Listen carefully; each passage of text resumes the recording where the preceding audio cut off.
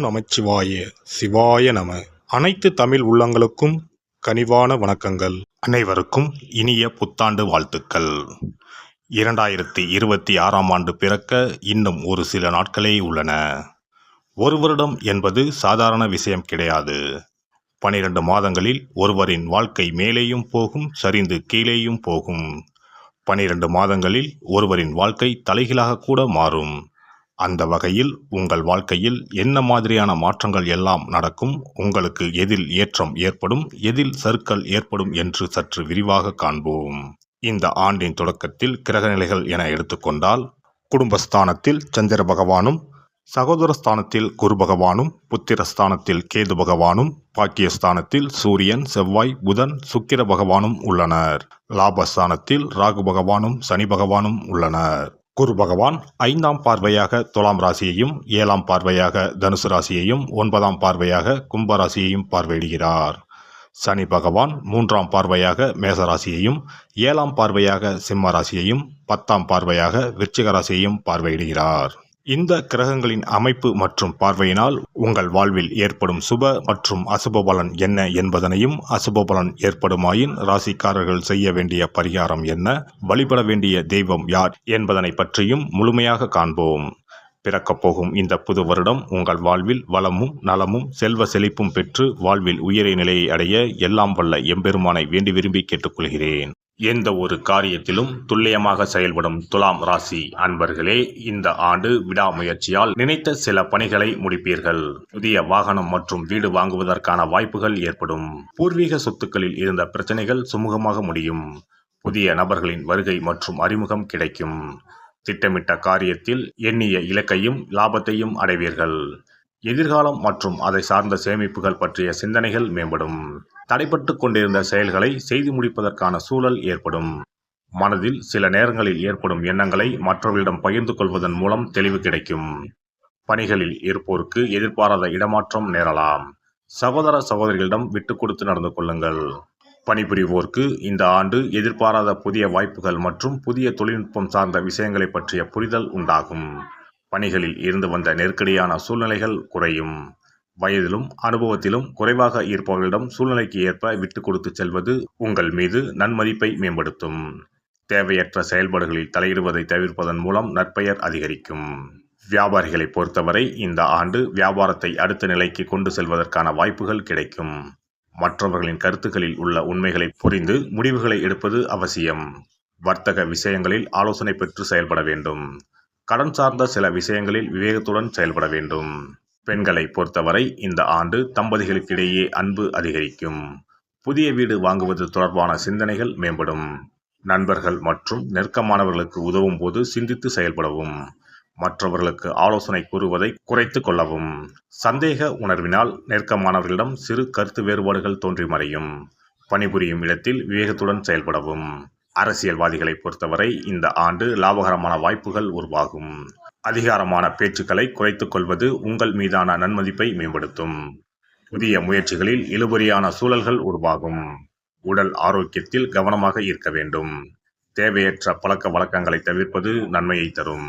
கலைத்துறையில் இருப்பவர்களுக்கு இந்த ஆண்டு முயற்சிக்கு உண்டான பலன்கள் கிடைக்கும். வரவுகளில் இருந்த தாமதங்கள் மறையும்.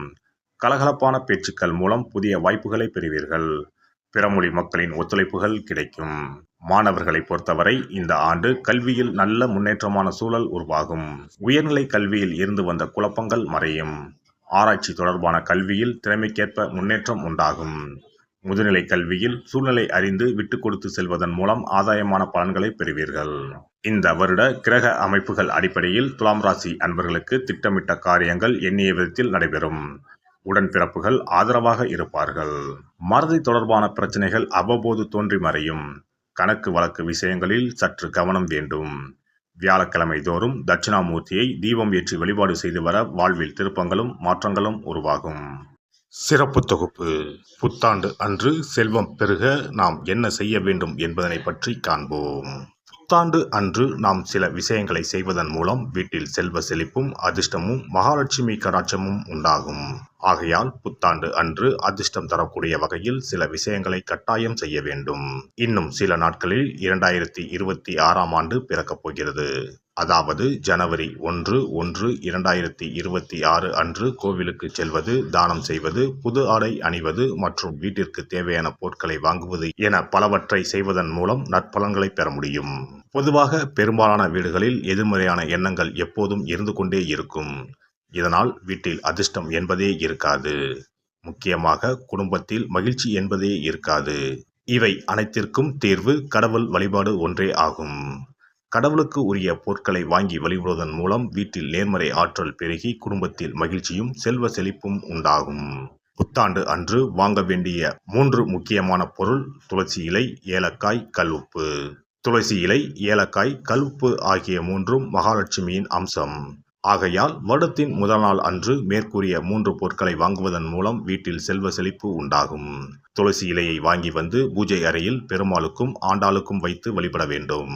அடுத்து ஏலக்காய் வாங்கி வந்து பூஜை அறையில் விளக்கின் அருகில் வைத்து வழிபட வேண்டும். செல்வ செழிப்பு உண்டாக்குவதில் கல்உப்பு முக்கியமான பொருளாகும். ஆகையால் கல்உப்பை வாங்கி கட்டாயமாக பூஜை அறையில் வைத்து வழிபட வேண்டும்.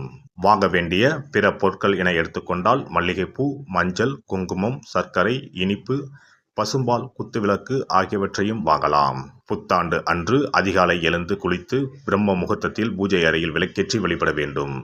அடுத்து கோவிலுக்கு சென்று அபிஷேக பொருள் வாங்கி கொடுத்து தரிசனம் செய்ய வேண்டும். முக்கியமாக புத்தாண்டு அன்று ஏழை எளியவர்களுக்கு தானம் செய்ய வேண்டும். மேலும் அறுசுவை உணவுகளை சமைத்து கடவுளுக்கு படையலிட்டு வழிபடுவது நல்லது. புத்தாண்டு அன்று பிறருக்கு கடன் தரக்கூடாது. நல்ல நாட்கள் மற்றும் விசேஷ நாட்களில் பிறருக்கு கடன் கொடுப்பதன் மூலம் வீட்டில் அதிர்ஷ்டம் குறையும்.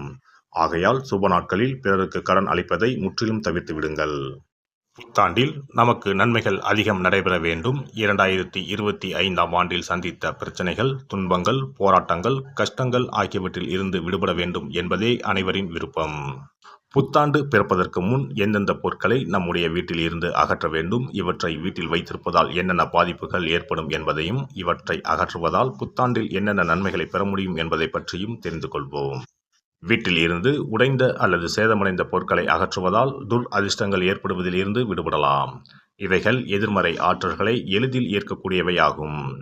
உடைந்த பொருட்கள், பழுதான சாதனங்கள், விரிசல் விழுந்த கண்ணாடி, உடைந்த நாற்காலி ஆகியவற்றை வீட்டில் இருந்து அப்புறப்படுத்திவிட்டு புதியவற்றை வாங்கலாம்.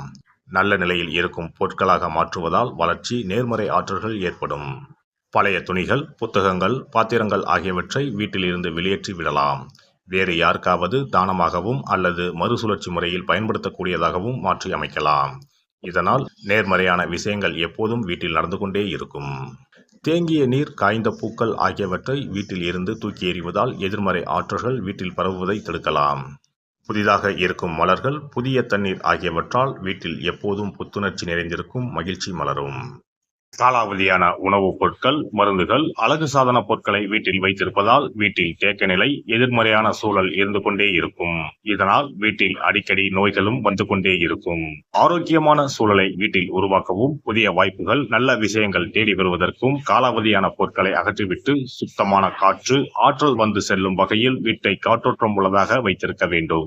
எல்லாம் வல்ல இறையருளால் நீங்களும் உங்கள் அன்பு குடும்பமும் உடல் நலம், நீலாயுள், நிறை செல்வம், உயர் புகழ், மெய்ஞானம் ஓங்கி வாழ்க வளமுடன்.